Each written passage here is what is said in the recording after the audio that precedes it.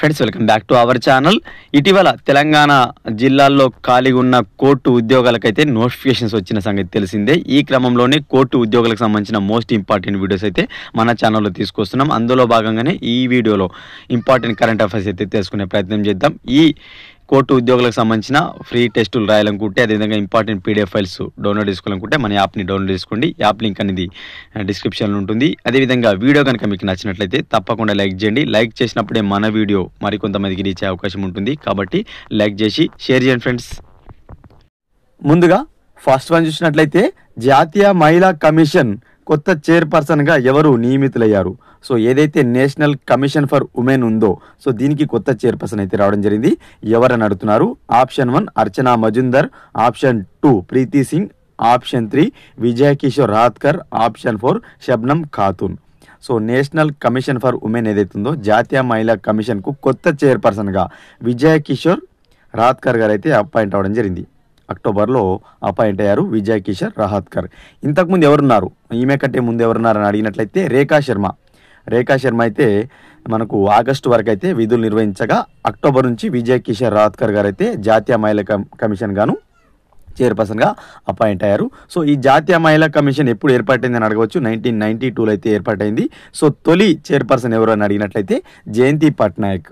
తొలి చైర్పర్సన్ జయంతి పట్నాయక్ కాగా ప్రస్తుతం విజయ్ కిషోర్ రాత్కర్ అయితే నేషనల్ కమిషన్ ఫర్ ఉమెన్ ఏదైతే ఉందో దానికి చైర్పర్సన్గా అపాయింట్ అయ్యారు. ఈమె గతంలో మహారాష్ట్ర స్టేట్ ఏదైతే ఉందో దానికి అక్కడ మహిళా కమిషన్ చైర్పర్సన్గా అయితే విధులు నిర్వహించారు. స్టేట్ మహిళా కమిషన్ పర్సన్గా అయితే విధులు నిర్వహించగా తాజాగా నేషనల్ కమిషన్ ఫర్ ఉమెన్కి అయితే చైర్పర్సన్గా అపాయింట్ అవ్వడం జరిగింది విజయ్ కిషోర్ రాత్కర్ గారు. ఇంపార్టెంట్. ఓకేనా. Next one.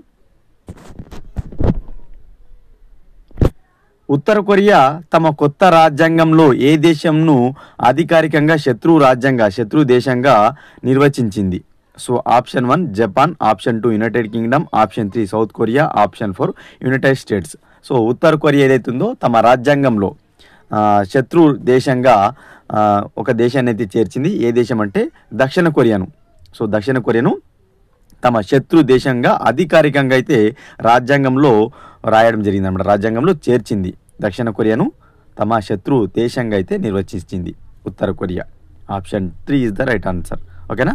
Next one. Online మోసాలు మరియు సైబర్ మోసాలను ఎదుర్కోవడానికి స్కామ్ సే బచో అనే ప్రచారానికి భారత ప్రభుత్వం ఏ సంస్థతోటి జత కట్టింది?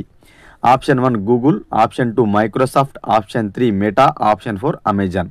సో మనకు ఆన్లైన్ మోసాలు ఏవైతున్నాయో అదేవిధంగా సైబర్ మోసాలు ఏవైతున్నాయో వాటిని ఎదుర్కోవడానికి మన భారత ప్రభుత్వం ఏం చేసిందంటే మెటా కంపెనీతోటి స్కామ్ సే బచో అనే ప్రచారం అయితే కోసం అయితే ఒప్పందం అయితే కుదుర్చుకుందనమాట. సో దీంతో జత కట్టింది మెటా కంపెనీ. సో ఫేస్బుక్ మాతృ సంస్థ అయిన మెటా కంపెనీ, మనకు ఇన్స్టాగ్రామ్ కూడా, వాట్సాప్ కూడా, సో వీటన్నిటికీ మాతృ సంస్థ మెటానే.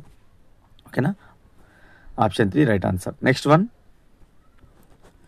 అక్టోబర్ 2024లో ఇండియన్ కోస్ట్ గార్డ్ ఏదైతుందో Indian coast guard Sagar Kavach అనే తీర ప్రాంత డ్రిల్ అయితే నిర్వహించింది. ఎక్కడ, ఏ రాష్ట్రంలో అడుగుతున్నారు. సాగర్ కవచ్ అనేది ఎవరు నిర్వహించారు? ఇండియన్ కోస్ట్ గార్డ్ నిర్వహించింది. సో ఓకేనా.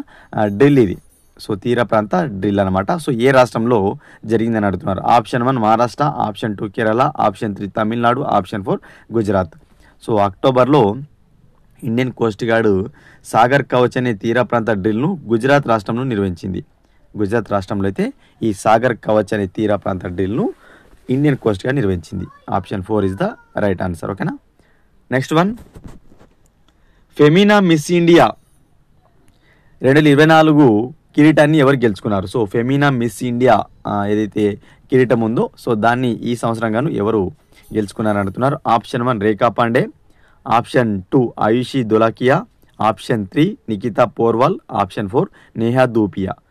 సో ఫెమినా మిస్ ఇండియా ఏదైతే కిరీటం ఉందో దీన్ని నికితా పోర్వాల్ అయితే గెలుచుకోవడం జరిగింది. ఫెమినా మిస్ ఇండియాకి ఎవరు ఎంపికయ్యారు? నికితా పోర్వాల్. సో ఈమె ఏ రాష్ట్రానికి చెందిన పర్సన్ అని అడగవచ్చు. మధ్యప్రదేశ్కి చెందిన పర్సన్. ఓకేనా. నికితా పోర్వాల్ మధ్యప్రదేశ్ చెందిన పర్సన్ కాగా ఫెమినా మిస్ ఇండియాకి అయితే ఎంపికైంది 24 ఇయర్కి సంబంధించి. Option 3 is the right answer. ఓకేనా. Next one. భారతదేశం ఏ దేశంతో కలిసి అక్టోబర్లో నసీం ఆల్ బార్ అనే నావిక విన్యాసాన్ని నిర్వహించింది? సో ఉమ్మడి సైనిక విన్యాసాలు ఏవైతే ఉంటాయో సో అందులో నుంచి క్వశ్చన్స్ అయితే బాగా అడుగుతుంటారు. ఈ క్రమంలోనే మనకు అక్టోబర్లో భారతదేశం ఒక దేశంతో కలిసి నసీం ఆల్ బహార్ అనే నావిక విన్యాసాన్ని నిర్వహించింది. ఏ దేశంతో అని అడుగుతున్నారు. Option 1 UAE, option 2 Oman, option 3 Saudi Arabia, option 4 Qatar. So భారతదేశం ఓమన్తో కలిసి నసీం ఆల్ బహార్ అనే నావిక విన్యాసాన్ని అయితే అక్టోబర్లో నిర్వహించింది. Option 2 right answer. ఓకేనా. నెక్స్ట్ వన్, ఇండోనేషియా యొక్క 8వ అధ్యక్షుడిగా ఎవరు ఇటీవల నియమితులయ్యారు. సో మనకు ఇండోనేషియాకు ఇటీవల కొత్త అధ్యక్షుడైతే అపాయింట్ అయ్యారనమాట. సో అతను ఎవరని అడుగుతున్నారు. ప్రబోవో సుబియాంటో అనే పర్సన్ మనకు ఇండోనేషియాకు అధ్యక్షుడిగా అపాయింట్ అవ్వడం జరిగింది. ఎన్నో అధ్యక్షుడు అని అడిగినట్లయితే 8వ అధ్యక్షుడిని గుర్తుపెట్టుకోండి. ప్రబోవో సుబియాంటో ఇండోనేషియాకు కొత్త అధ్యక్షుడిగా అయితే అపాయింట్ అయ్యాడు. Option 3 is the right answer. Next one, 2024లో ప్రపంచ ఆరోగ్య సంస్థ మలేరియా రహిత దేశంగా అధికారికంగా ధృవీకరించబడిన దేశం ఏది.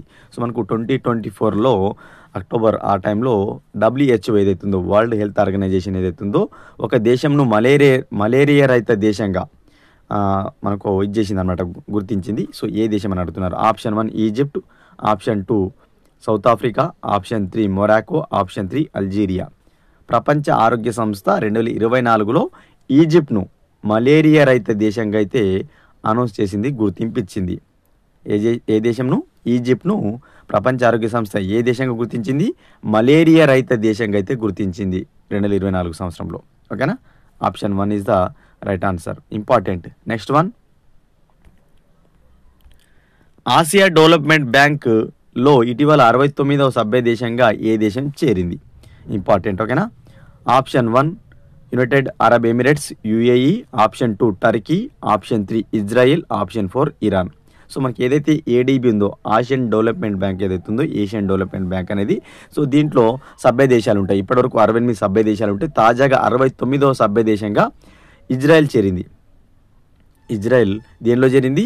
ఏషియన్ డెవలప్మెంట్ బ్యాంక్లో 69వ సభ్య దేశంగా చేరింది. ఓకేనా. Important. Option 3 is the right answer. Next one, ఐక్యరాజ్య సమితి దినోత్సవాన్ని ప్రతి సంవత్సరం ఏ తేదీన జరుపుకుంటారు. సో మనకు ఐక్యరాజ్య సమితి దినోత్సవం ప్రతి సంవత్సరం కూడా ఒక తేదీన జరుపుకుంటారు. ఏ తేదీన అని అడుగుతున్నారు. Option 1 November 1, option 2 October 24, option 3 September 21, option 4 December 10. So ఐక్యరాజ్య సమితి దినోత్సవాన్ని ప్రతి సంవత్సరం కూడా అక్టోబర్ 24వ తేదీన అయితే జరుపుకుంటారు.